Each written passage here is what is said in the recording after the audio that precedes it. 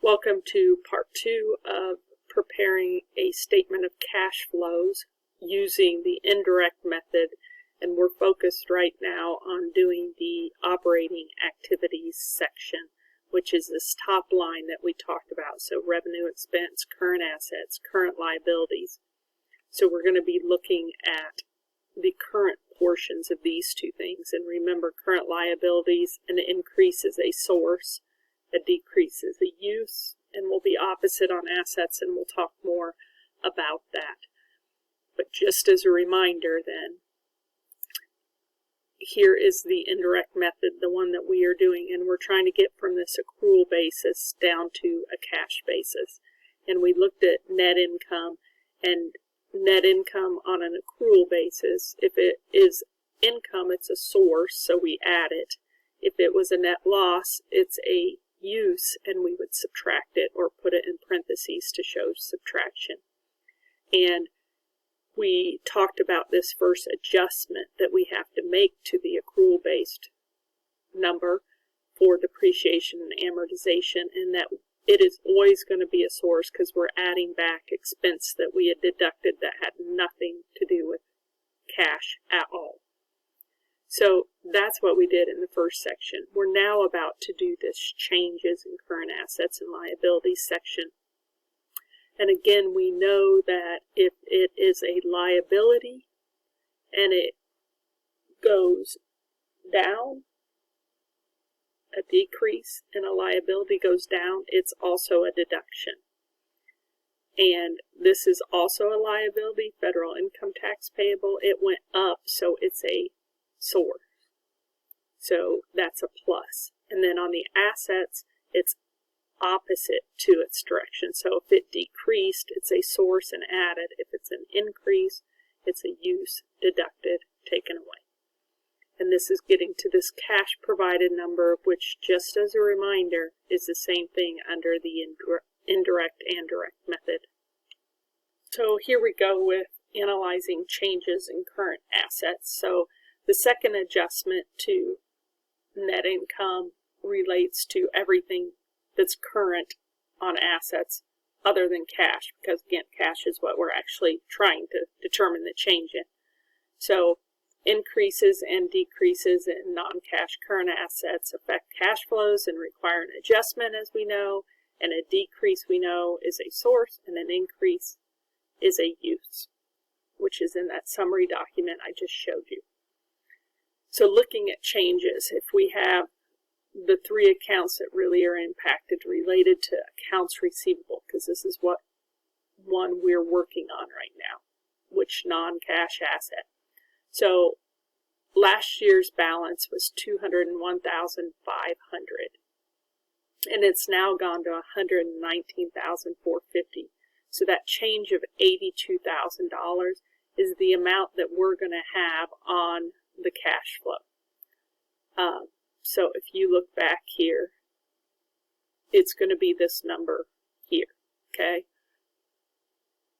So we're looking at $82,050 and trying to explain from a cash perspective what must have happened.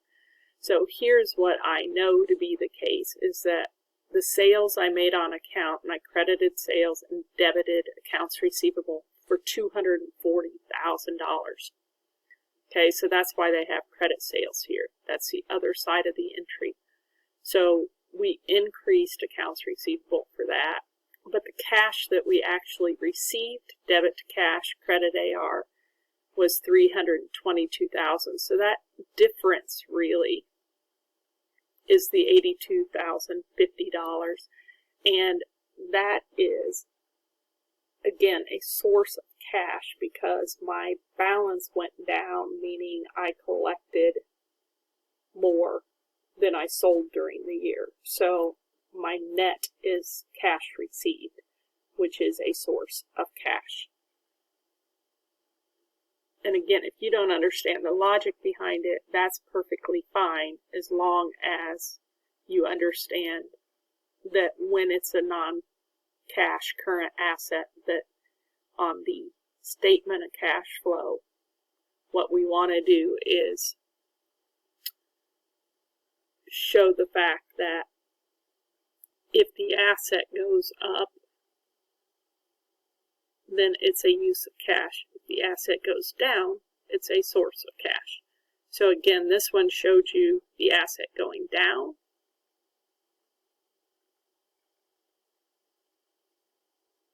and because the asset went down, we had a source of cash.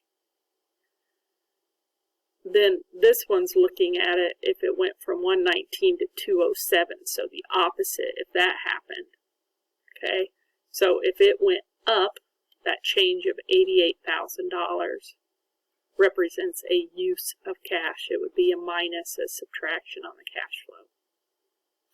Current liabilities then are the third one that we would do, and the third one, we know that a decrease is a use and an increase is a source, just like our summary document showed us. So we're using accounts payable this time, and it's that same logic that we had purchases on account. So we started with 40 grand. We purchased 104,000, so we debited this expense account. We credited accounts payable. So our cash payments then, when we credited cash and debited accounts payable through the year, were 111,000. So our new balance, 32,370. So that change from 40 to 32,370 is $7,630. It's a decrease, which means we used it, and that's logical. I owed a lot. I owe less now. That means I must have paid it and used cash to do that. And then they show you the opposite effect, that accounts payable went up from 32 to 76, so it's an increase in the current liability, and if it's an increase, it's a source. We know that relationship. So reporting cash flows from operating activities, and you guys have this in your document, your Blackline Master, so be sure to use it. Real quick, as it relates to current liabilities, if you look at page 406 in your book, it says that the FASB in statement number 95 classifies the interest paid on borrowed money as an operating activity. The reason for this classification is that the payment of interest expense on a loan is considered to have a direct effect on the firm's net income. So keep in mind, whenever we're doing borrowing related stuff, we're really talking about financing section of the statement of cash flow, but the exception would be interest that's paid. They put that up in operations. So that's just an aside. So let's look at this again. We're ultimately trying to prepare this middle document, the statement of cash flow, and we're doing just the operating section under the indirect method. So we start with net income from the income statement. And again, if it was a loss, this would be a negative, but it's not, it's income, so that's a source.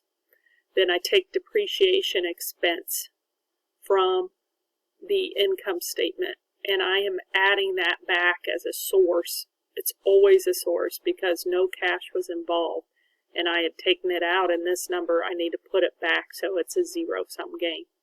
I might also note here at this time that if you look down here at the balance sheet, and this is ultimately what we're doing, is we're trying to say that cash changed this much, and it's all as a result of all this other stuff on the balance sheet. So we're looking at the changes and accounting for them. And I would note that for this depreciation expense, that if you come down to the long-term assets section here, you see the change in accumulated depreciation, same in number, which you would expect. So that change has already been accounted for up in operating activities. And then down here in equity, since we have capital stock and retained earnings increased due to the net income. So this net income amount's already kind of starting to be analyzed down here. So just keep that in mind for the future.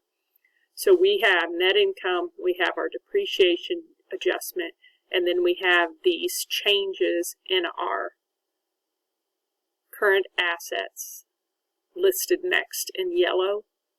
And again, An increase in an asset is a negative number. So the asset went up. It's a negative number on the cash flow, and opposite for merchandise inventory. Then on our liabilities, current liabilities down here, the green section which we had computed the changes on, we have up here. So the increase in the notes payable is a source. It goes the same direction. I know that's a bit confusing, but just keep using your cheat sheet in order to understand which direction. So liabilities and equity, always if they increase, they're a source, they're a plus. If they decrease, they're a minus, they're a use. And then just remember, assets are the opposite of liabilities. So memorize the liability one. Know that equity is the same as liability directionally, and assets are the opposite. So when we look at this, this is just summarizing kind of those two pieces on the current assets and current liabilities and what they look like on your Blackline Masters. So just real quick, I do want to go through this audit your understanding. So it said 4 uses. We talked about that really early on. And I forgot, let me go back here real quick. When we got down to this then and we took our net income and our total adjustments, we ended up at a negative $16,000.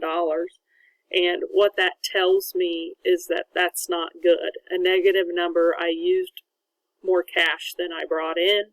That's not a good thing. And my ability then to meet kind of short-term demands on cash are not great. And those short-term demands, you know, are paying employees, keeping the lights on, paying off our vendors, those kinds of things, our accounts payable. So not in a good position. So let's go back to this. The audit your understanding. We talked about the 4 uses of the statement of cash flow. Which section is different between the direct and indirect method? Just the operating activities, not financing and investing. A decrease in an asset. What does that indicate? It says that a company did not replace all the supplies it used during the year. Therefore, cash was saved by not spending it on replacing. That kind of tells you the logic again if you don't want to just memorize the relationship. And what's an increase in the balance of merchandise? That we bought more inventory than we sold. So we were purchasing more than we were selling. And what's the starting point? It is always going to be net income or loss. So again, if it were me, I would make sure that I start to get this summary jammed into my head. I don't have to understand and verbalize all the relationship stuff, but I do have to know if an asset decreases, it's a plus. If a liability increases, it's a plus. If shareholders' equity, I have to know those, so I put the signs right on the statement of cash flow.